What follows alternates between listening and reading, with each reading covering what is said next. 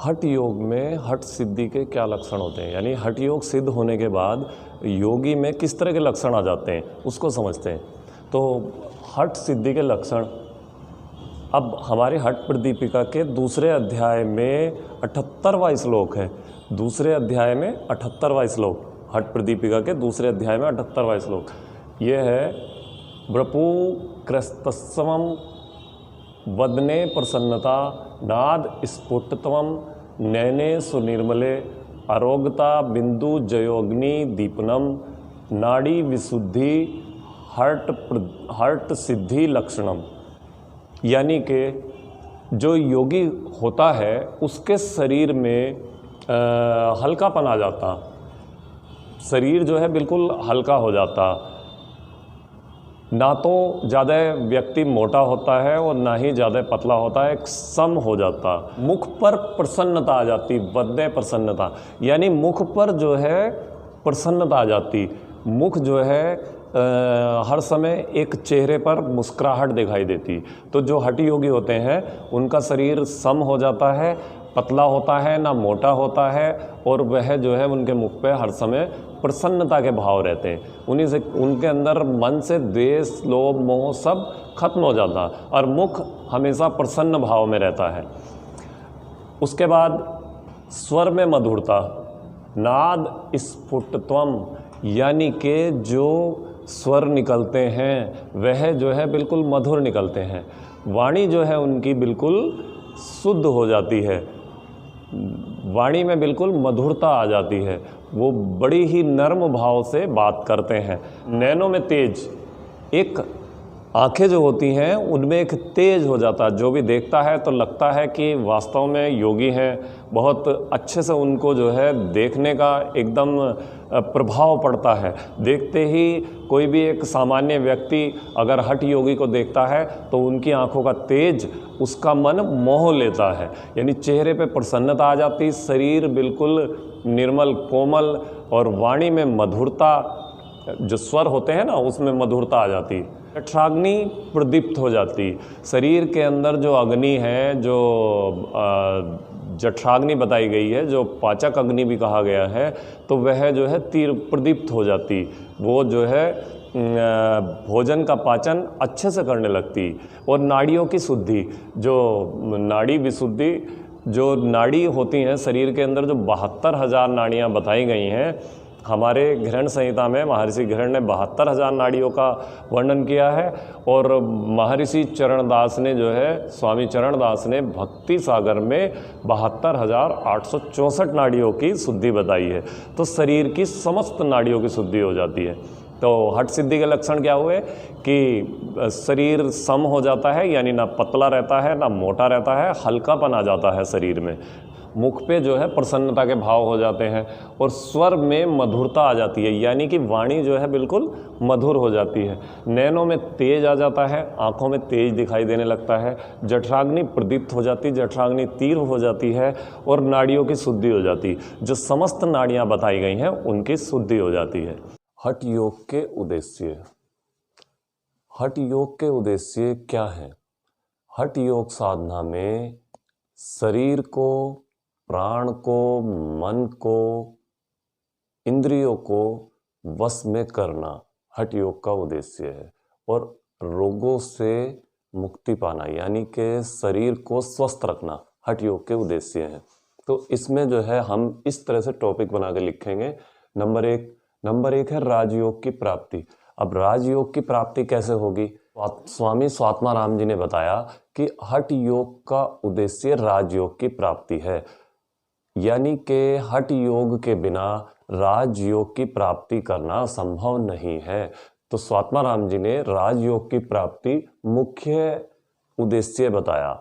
राजयोग की प्राप्ति हठ योग के बिना संभव नहीं है, यानी कि राजयोग हठ योग की सीढ़ी है। हठ योग करते हुए राजयोग की प्राप्ति होगी। दूसरा है आरोग्य की प्राप्ति।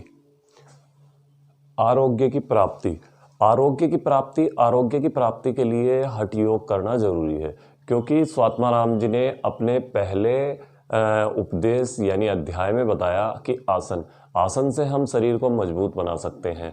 और विभिन्न रोगों से मुक्ति पा सकते हैं। दूसरा उन्होंने बताया कि प्राणायाम से हम शरीर को हल्का रख सकते हैं। दूसरे अध्याय में उनके 4 अंग जो बताए हैं, तो दूसरे अध्याय में प्राणायाम का वर्णन मिलता है। प्राणायाम से शरीर को हम हल्कापन प्राणायाम से शरीर में आता है, तो हम प्राणायाम कर सकते हैं और प्राणायाम से भी रोगों में, विशेष रोगों में लाभ मिलता है। जैसे कि हमारे आजकल के प्रचलित रोग हैं मधुमेह, ब्लड प्रेशर, हार्ट से संबंधित रोग और अस्थमा, दमा, इनमें बहुत ही आसानी से प्राणायाम करने से भी बहुत विशेष लाभ मिलता है। और प्राणायाम करने से 72,000 नाड़ियाँ जो बताई गई हैं उनकी शुद्धि हो जाती है, और नाड़ियाँ शुद्ध होने पर प्राणायाम का विशेष प्रभाव पड़ता है और शरीर आरोग्य की प्राप्ति कर लेता है। तो इसमें हम प्राणायाम कर सकते हैं। और तीसरा उन्होंने बताया था मुद्राओं का भी विशेष प्रभाव पड़ता है जो शरीर में आरोग्य की प्राप्ति प्रदान करती हैं। बहुत ऐसी मुद्राएं हैं जिनसे रोगों से मुक्ति पा सकते हैं। उसके बाद आता है नादानुसंधान। नादानुसंधान भी आध्यात्मिक प्राप्ति के लिए, यानी कि अपनी आत्म तत्व में लीन होना, अपनी जो है धीरे धीरे अंतर्ध्वनि के पीछे चलना, एक लीनता आना, तो आध्यात्मिक प्राप्ति भी होती है।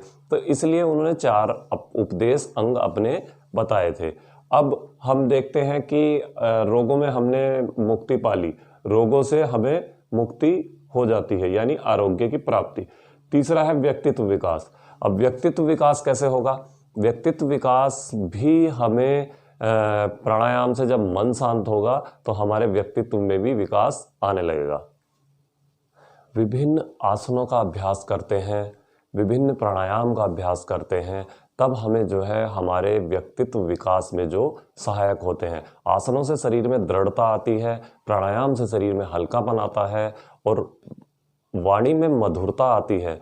ध्यान से जो है एकाग्र मन होता है और व्यक्तित्व झलकने लगता है, वह हमारे व्यवहार में आने लगता है। तो हमें व्यक्तित्व विकास में आसन, प्राणायाम और ध्यान जो है बहुत ही महत्वपूर्ण सिद्ध होते हैं। तो हमें अगर हम इनका पालन करते हैं तो हठ योग, हमने बताया व्यक्तित्व विकास, इसमें जो है विशेष लाभ करता है। तो हठ योग साधना करने से हमें उसमें भी लाभ मिलता है, और यह एक हमारा उद्देश्य भी बन जाता है कि हमारा व्यवहार अच्छा हो, हमारा व्यक्तित्व अच्छा हो, तो उसके लिए हमें हठ योग साधना का उपयोग करना पड़ता है।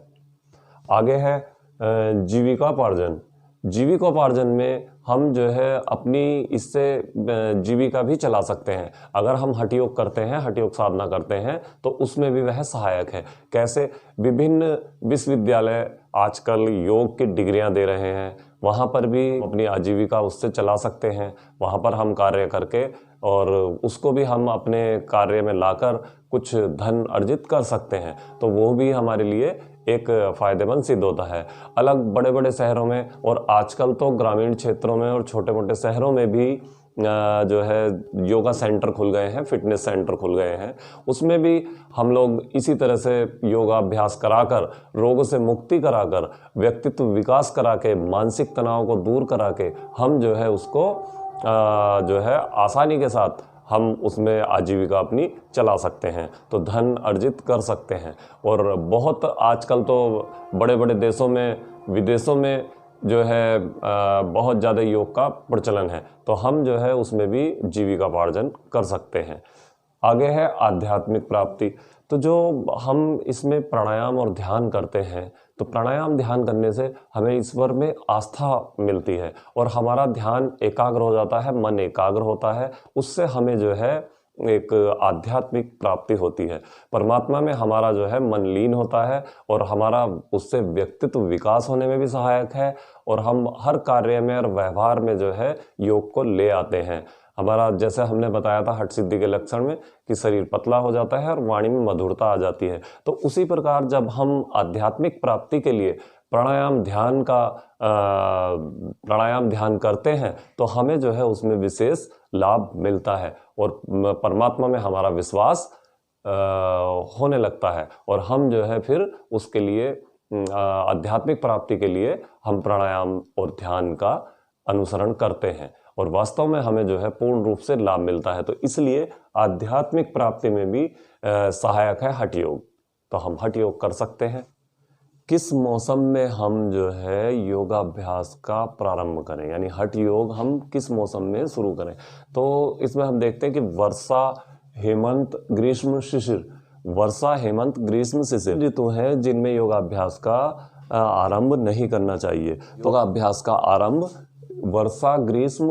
वर्षा, हेमंत, ग्रीष्म, शिशिर में नहीं करना चाहिए। योगाभ्यास का आरंभ वर्षा, हेमंत, ग्रीष्म, शिशिर इन मौसमों में, इन ऋतु में कभी भी योगाभ्यास का आरंभ नहीं करना चाहिए। क्यों? नए योगाभ्यासी हो, जिन्होंने योग की शुरुआत करनी हो, उनको इन मौसम में बिल्कुल नहीं करना चाहिए, क्योंकि इनसे जो है रोग होने का खतरा रहता है। अब इसमें हम जो है कौन सी ऋतु में करें शुरुआत? तो बसंत, शरद ऋतु, 2 ऋतु ऐसी हैं जिनमें योगाभ्यास का आरंभ किया जा सकता है। इन दोनों ऋतु में योगाभ्यास हम आरंभ कर सकते हैं। लेकिन जो योगाभ्यासी होते हैं, यानी कि जो पहले से योगाभ्यास कर रहे हैं और बीच में उन्होंने बंद कर दिया हो, तो वह जो है किसी भी ऋतु में योगाभ्यास का प्रारंभ कर सकते हैं। वह किसी भी ऋतु में, यानी कि जो है वर्षा ऋतु, हेमंत ऋतु, ग्रीष्म ऋतु, वो किसी भी ऋतु में योगाभ्यास की शुरुआत कर सकते हैं। लेकिन जो नए योगाभ्यासी हों, वह क्या करेंगे? वह केवल बसंत और शरद ऋतु में ही योगाभ्यास का आरंभ करें।